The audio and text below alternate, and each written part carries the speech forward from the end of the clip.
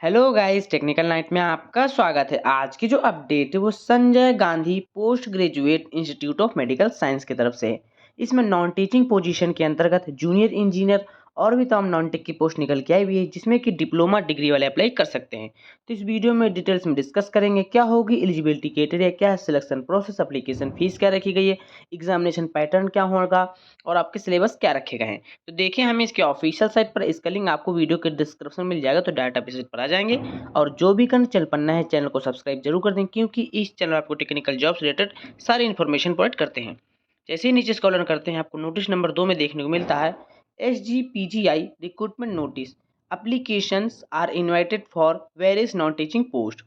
जो आप एप्लीकेशन है 6 नवंबर 2023 से लेकर 25 नवंबर 2023 तक फॉर्म फिलअप कर सकते हैं। डिटेल्स एडवर्टीजमेंट पर क्लिक करके फुल नोटिफिकेशन की PDF डाउनलोड कर लेते हैं। सिलेबस पार्ट ए में नॉन टेक का सिलेबस दिया हुआ, सिलेबस पार्ट बी में टेक्निकल का सिलेबस दिया हुआ है। लास्ट में हम सिलेबस भी देखेंगे। ये नोटिफिकेशन की वीडियो आपको हमारे टेलीग्राम ग्रुप पर भी मिल जाएगी। दोस्तों, इसके पहले भी एडवर्टीजमेंट निकल के आई हुई थी, जो कि कैंसिल हो गई है। तो कैंसिल के यहाँ पे नोटिस दिया हुआ, हम यहाँ पे जूनियर इंजीनियर पोस्ट के बारे में देख लेते हैं।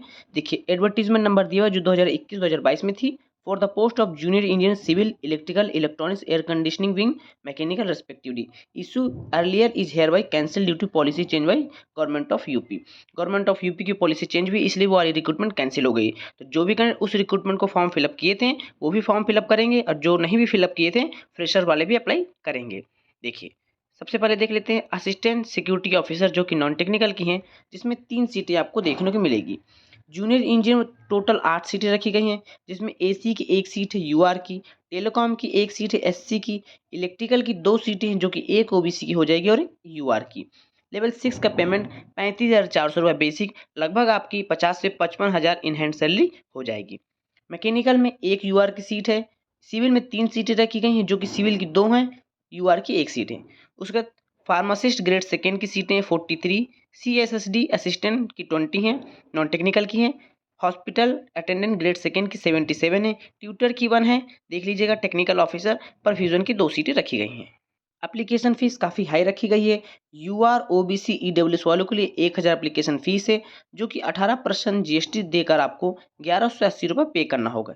SC ST वालों के लिए टोटल 708 रुपये एप्लीकेशन फीस रखी गई है। जो भी कैंडिडेट इंटरेस्टेड होंगे एक से ज़्यादा अप्लाई करने के लिए, तो उनको इंडिविजुअल फीस पेमेंट करना होगा। यानी कि in case of candidate applying for more than 1 post, तो उनको अलग अलग फीस पेमेंट करना होगा। जो भी एज रिलैक्सेशन है, आपको SC ST को 5 साल का, OBC को 3 साल का मिल जाएगा, as per the government of UP, यानी कि उत्तर प्रदेश सरकार के अंतर्गत जो भी कैंडिडेट आएंगे उनको रिलैक्सेशन मिलेगा।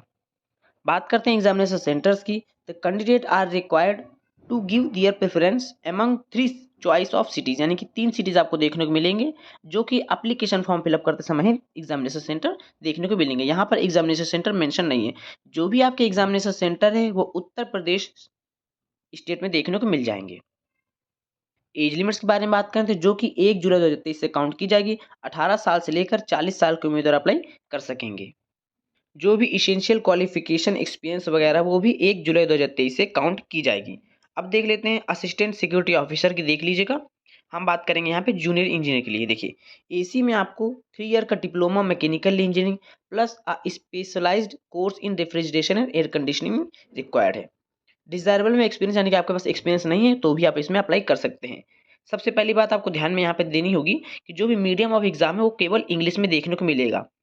टेलीकॉम में इसेंशियल क्वालिफिकेशन में फर्स्ट क्लास का डिप्लोमा करके रखें, telecommunication electronics engineer with 2 year experience in concern field, telecom field में 2 साल का एक्सपीरियंस करके रखें, अप्लाई कर सकते हैं।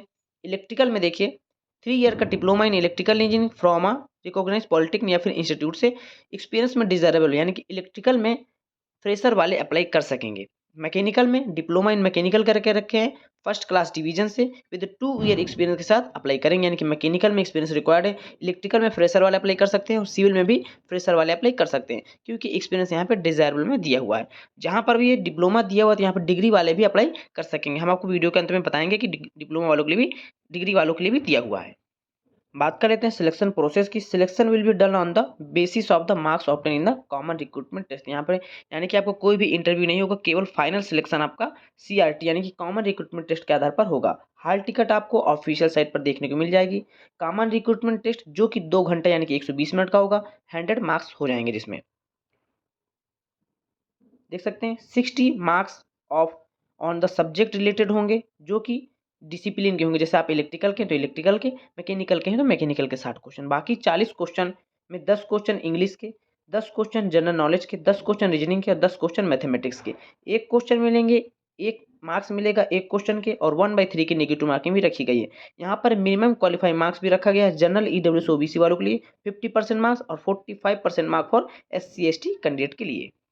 जिस पोस्ट में डिप्लोमा अप्लाई कर सकते हैं उसमें डिग्री भी अप्लाई कर सकते हैं। देखिए यहाँ पे लिखा हुआ है higher qualification will not be considered a disqualification for any post, यानी कि अगर आपके पास हायर क्वालिफिकेशन है लाइक डिग्री तो आप डिप्लोमा वाले पोस्ट पर अप्लाई कर सकेंगे। पार्ट ए के सिलेबस के बारे में देखते हैं। तो यहाँ पे रीजनिंग का क्या क्या चीजें आएंगी, रीजनिंग में कौन कौन से टॉपिक्स आएंगे, जनरल नॉलेज में कौन से टॉपिक्स होंगे, मैथमेटिक्स एप्टीट्यूड में किस प्रकार के टॉपिक्स होंगे, जनरल इंग्लिश में क्या क्या चीजें पूछी जाएंगी यहाँ पर दिया हुआ है। अब देख लेते हैं पार्ट बी में। पार्ट बी में असिस्टेंट सिक्योरिटी ऑफिसर का यहाँ पे सिलेबस दिया हुआ है, उसका CSSD असिस्टेंट का, उसका junior engineer AC course subject पूछे जाएंगे, कोर्स सब्जेक्ट यहाँ पे दिया हुआ है। उसके बाद जूनियर इंजीनियर सिविल का कोर्स सब्जेक्ट देखिए दिया हुआ है, सिविल इंजीनियरिंग।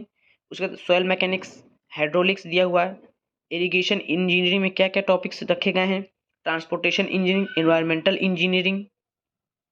उसके बाद देखेंगे जूनियर इंजीनियर इलेक्ट्रिकल का कोर्स सब्जेक्ट दिया हुआ, इलेक्ट्रिकल इंजीनियरिंग में basic concept, circuit law, magnetic circuit, AC fundamental, measurement of measuring instrument, electrical machine, induction motors, estimation and costing, utilization of electrical energy, basic electronics. ये सारे topics electrical में रखे गए हैं। उसके बाद मैकेनिकल में टॉपिक्स देख सकते हैं, mechanical engineering, engineering mechanics and strength of material, thermal engineering में properties of pure substance, first law of thermodynamics, second law of thermodynamics, air standard cycle for IC engine, Rankine cycle of steam, fluid mechanics के chapter यहाँ पे दिए हुए हैं, measurement of flow rate, basic principle, turbine दी हुई है, classification of steel.